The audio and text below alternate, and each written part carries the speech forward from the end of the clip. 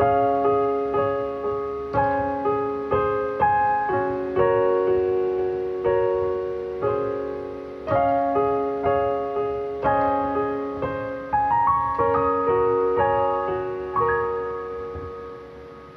karunia dan damai sejahtera dari Allah Bapa kita dan dari anaknya Tuhan Yesus Kristus menyertai kamu sekalian.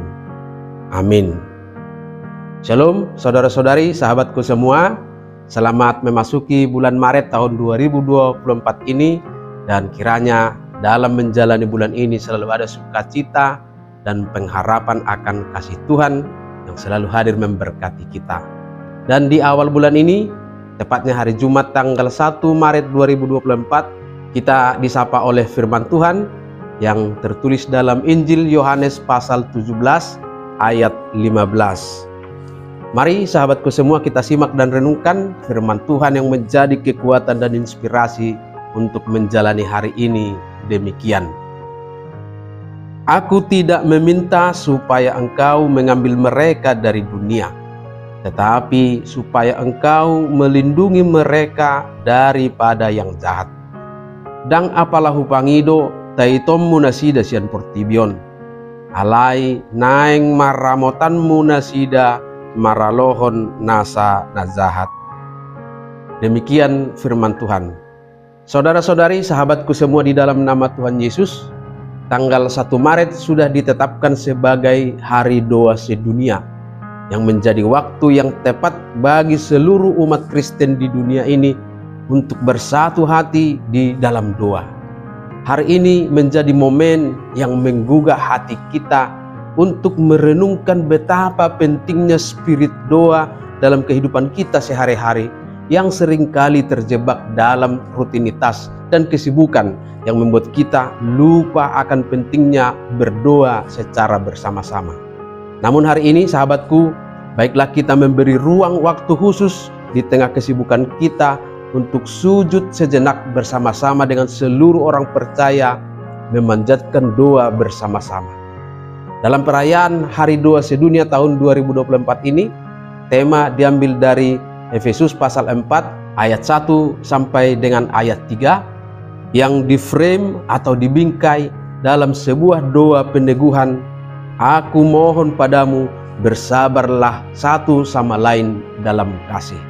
Dan sebagai informatoris, tema dan liturgi Hari Doa Sedunia disusun oleh saudara-saudari seiman kita dari Palestina.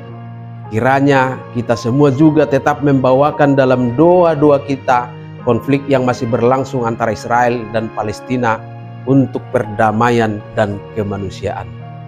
Seiring dengan perayaan ini, lewat Nasarian kita hari ini, Yesus Kristus Tuhan kita juga menaikkan doa syafaat kepada Bapa untuk kita semua di tengah-tengah pergumulan dunia secara global. Doa Yesus meneguhkan hati kita semua dalam perjuangan iman yang harus diperhadapkan dengan penderitaan-penderitaan. Yesus memohon supaya Allah Bapa melindungi kita semua daripada yang jahat. Lewat doa ini, Tuhan Yesus sendiri menyadarkan kita tentang realitas kehidupan orang-orang percaya di dunia ini yang penuh dengan cobaan, godaan, dan kejahatan. Dalam menghadapi itu, Yesus tidak meminta agar kita semua pengikutnya diangkat dari dunia ini, tetapi supaya Allah Bapa melindungi kita dari penderitaan-penderitaan itu. Permohonan ini mengingatkan kita bahwa menghindar dari dunia bukanlah solusi terbaik. Karena dengan demikian, kita tidak memiliki kesempatan untuk menunjukkan ketaatan dan kualitas iman kita kepada Allah. Allah bukan tidak sanggup mengangkat kita keluar dari dunia ini agar terhindar dari kejahatan itu. Sebab Dia adalah Allah yang berkuasa dan sanggup melakukannya. Tetapi yang kita butuhkan adalah jaminan dan perlindungannya. Maka Yesus memohon agar Bapa melindungi kita semua dari kejahatan. Doa Yesus mengajarkan kita untuk tidak mencari pembebasan fisik dari dunia, tetapi perlindungan rohaniah di tengah-tengah pergumulan hidup ini. Dan ini mengajarkan hikmat spiritual untuk tetap teguh dan setia kepada Tuhan meskipun kita hidup di dalam dunia yang penuh dengan godaan dan kejahatan. Sahabatku semua, pentingnya doa ini juga mengingatkan kita untuk senantiasa bergantung kepada perlindungan dan bimbingan Tuhan dalam setiap langkah hidup kita. Dengan bersandar pada kekuatannya, kita dapat mengatasi godaan dan menjaga kesetiaan kita terhadapnya. Sahabatku, untuk mengakhiri renungan ini, saya akan membacakan firman Tuhan dalam 1 Petrus 5 ayat 7 sampai ayat 11 untuk meneguhkan hati kita menjalani kehidupan ini demikian. Serahkanlah segala kekhawatiranmu kepadanya, sebab Ia yang memelihara kamu.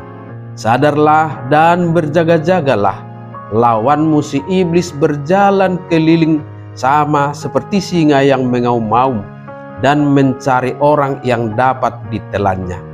Lawanlah dia dengan iman yang teguh, sebab kamu tahu bahwa semua saudaramu di seluruh dunia menanggung penderitaan yang sama.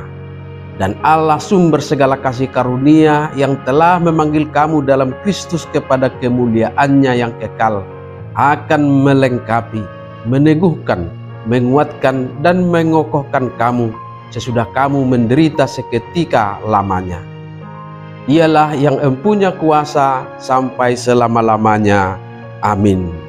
Kiranya dengan hidup di dalam doa, kita semua akan beroleh kekuatan untuk menjalani kehidupan kita dan menghadapi tantangan kehidupan yang akan selalu mungkin terjadi dalam hidup orang-orang percaya. Amin. Selamat beraktivitas, Tuhan memberkati.